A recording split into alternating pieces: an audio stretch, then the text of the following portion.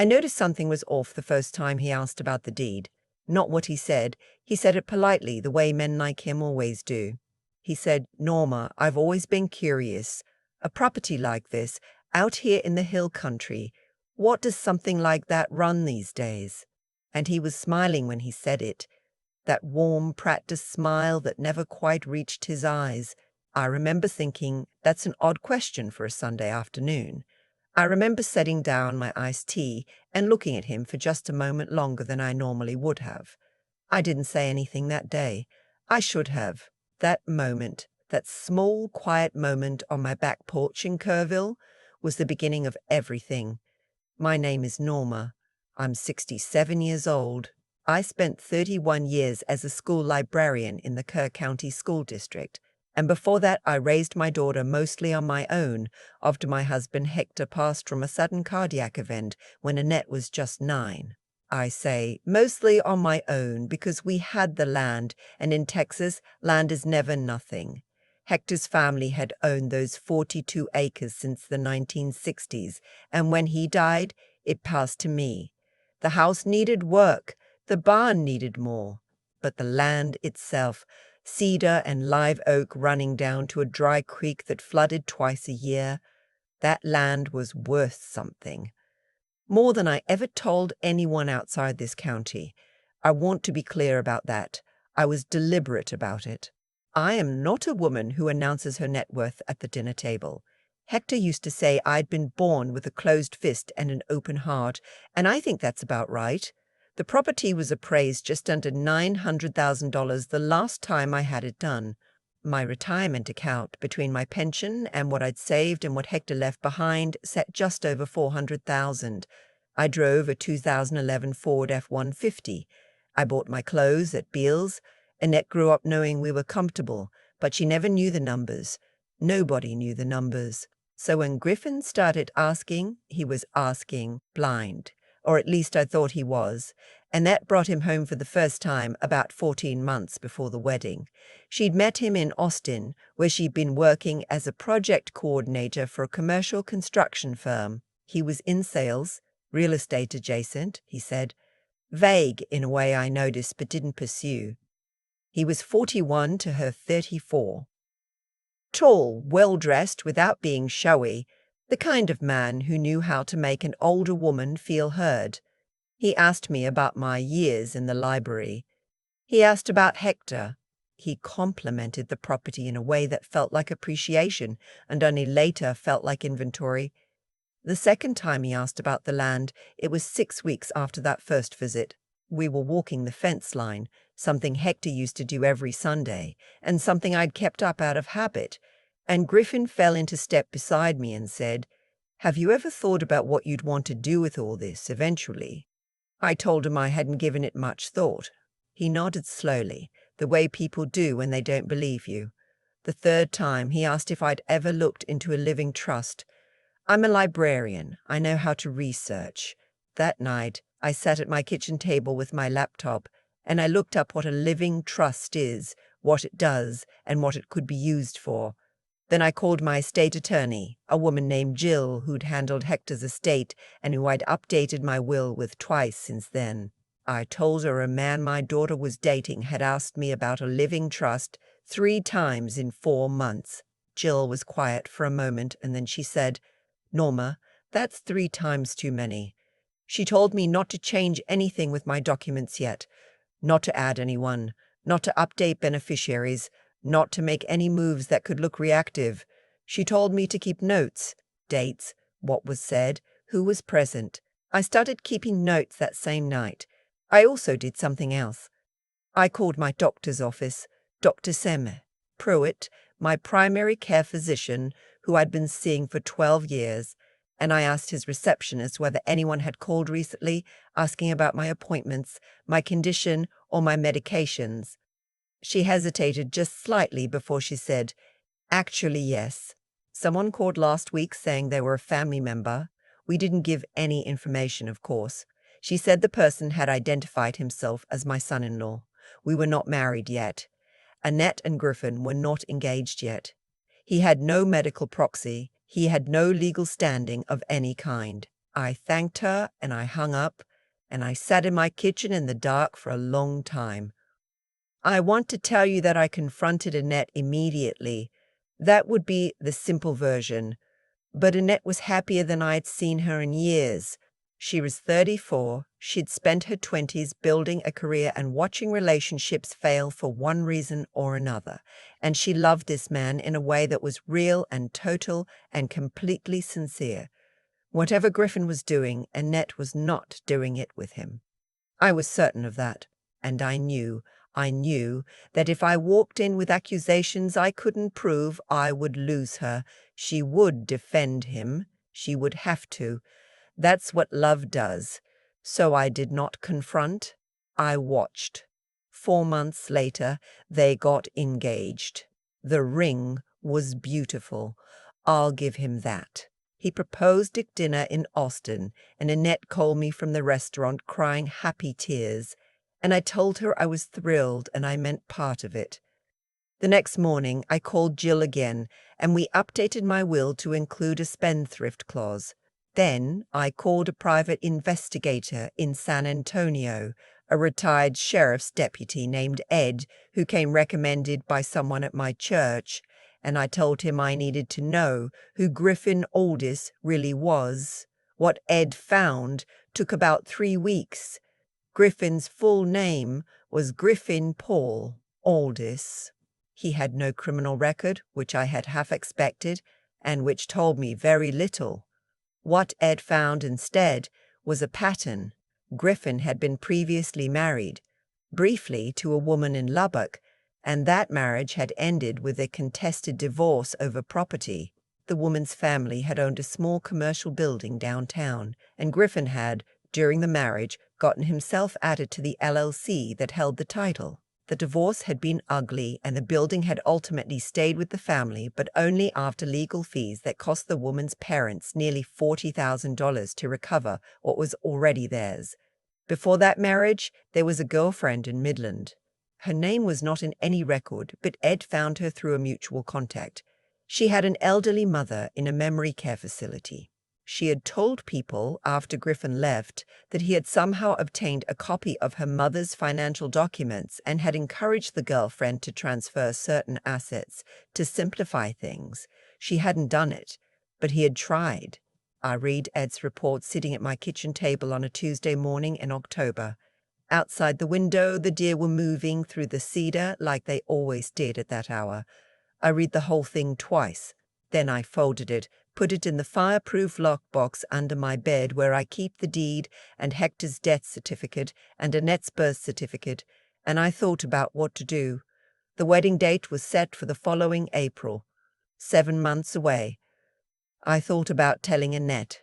I rehearsed the conversation in my head every night for 2 weeks. Sweetheart, I need to show you something. I need you to hear me out before you say anything. Every version ended the same way in my imagination, with Annette defending him, with Griffin finding out I'd investigated him, with whatever he was planning shifting into a higher gear, because now he knew I was onto him. I decided to wait, but I was not passive while I waited. With Jill's help, I quietly transferred the deed on the property into a revocable trust, one that could not be altered or accessed by a spouse of a beneficiary without a full court proceeding. I made Annette the sole beneficiary and myself the sole trustee, with a successor trustee named a cousin of mine from Fredericksburg. I told no one. I updated my medical power of attorney and made it explicitly non-transferable to any spouse of Annette's, without a separate witness document signed by me in the presence of 2 independent witnesses and a notary. Dr. Dentathick Pruitt put a note in my file that no one was to receive information about my health or appointments without my written, dated authorization. His office manager sent me a copy of the updated policy in writing. I made sure every door was locked before Griffin could push on it. The invitations went out in January.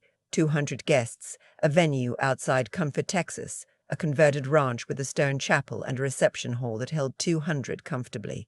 Annette had planned most of it herself, and I helped where she wanted help and stepped back where she didn't. It was a beautiful thing to plan, even under the circumstances.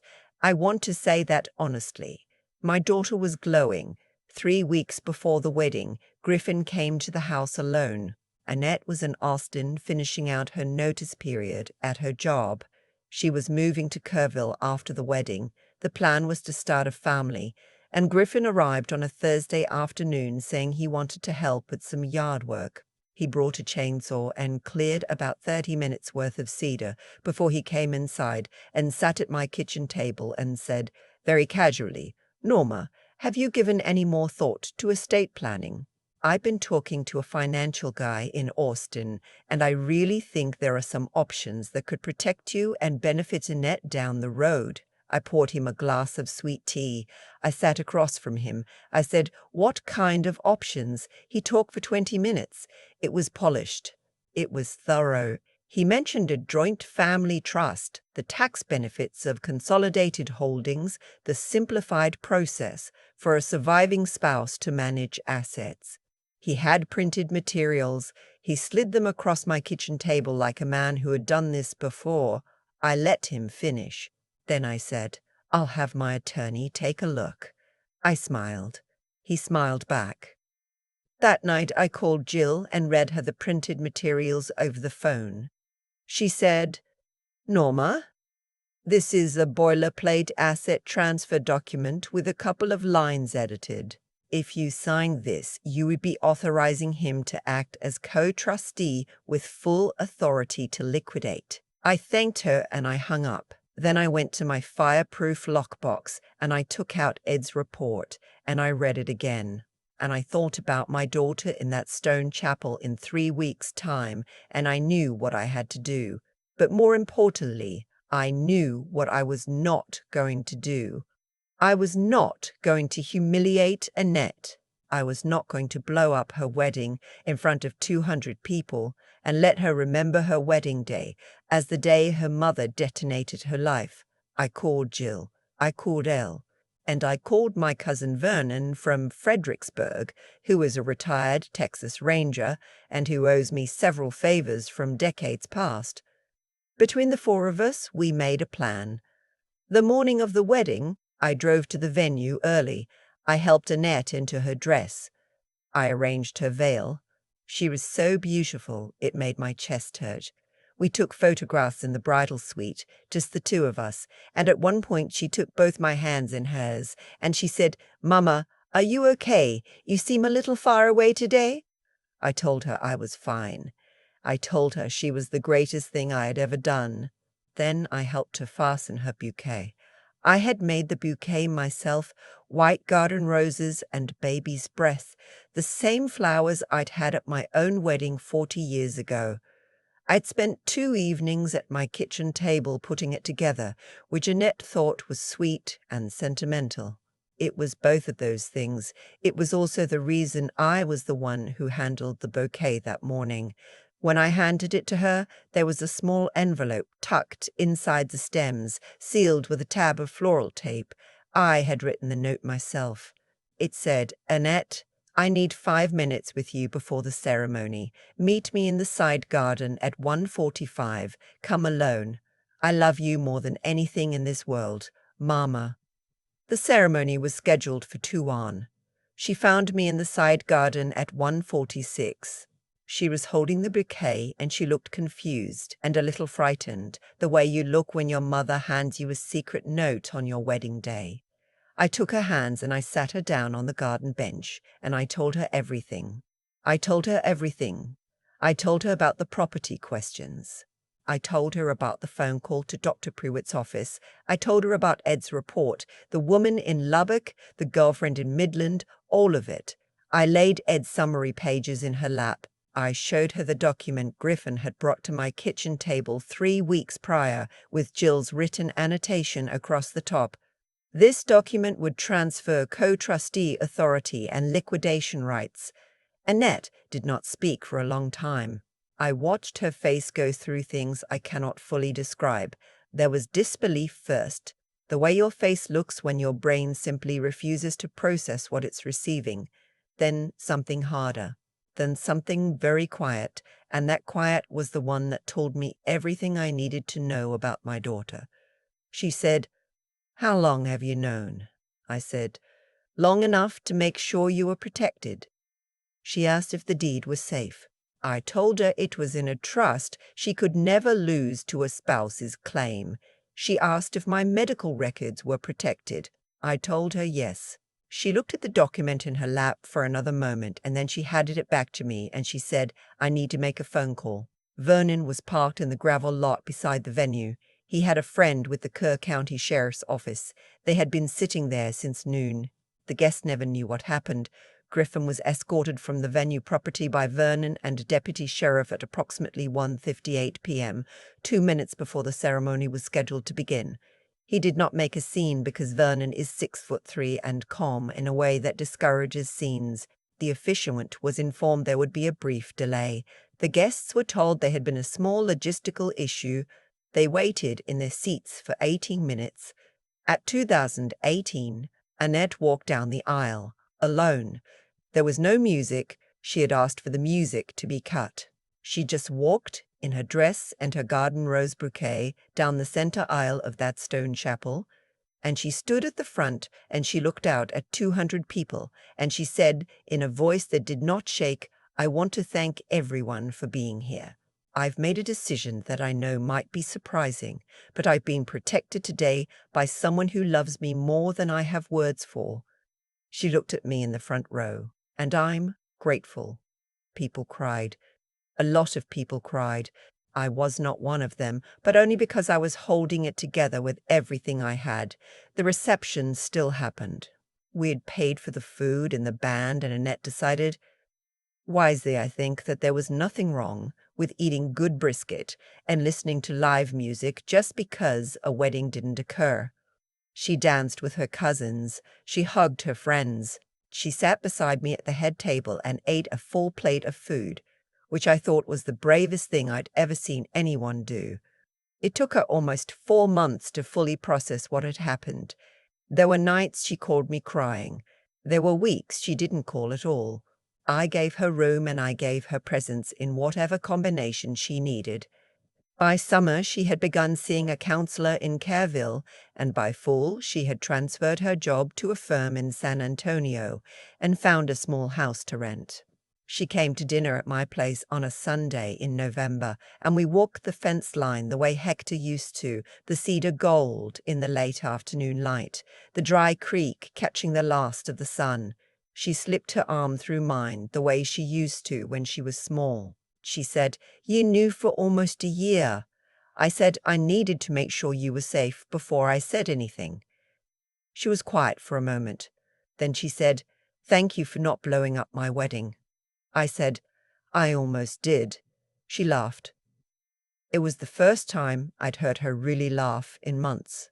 We kept walking. The deer moved through the cedar on the far side of the fence. The land ran all the way to the creek and then beyond, the way it always had, the way it always would. I had spent a year quietly making sure of it. Not the acreage, not the appraisal value, not any of the numbers I'd never told anyone, just the part of it that mattered. Which was this, my daughter, her arm in mine, walking Hector's fence line as the sun went down in the Texas hill country. The whole world quiet, the whole thing still ours.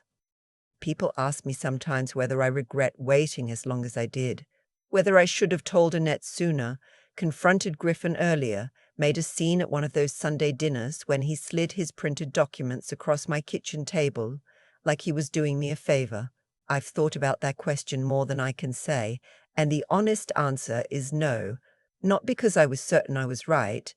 I wasn't certain of anything for most of that year, but because I understood something early on that took me a long time to put into words.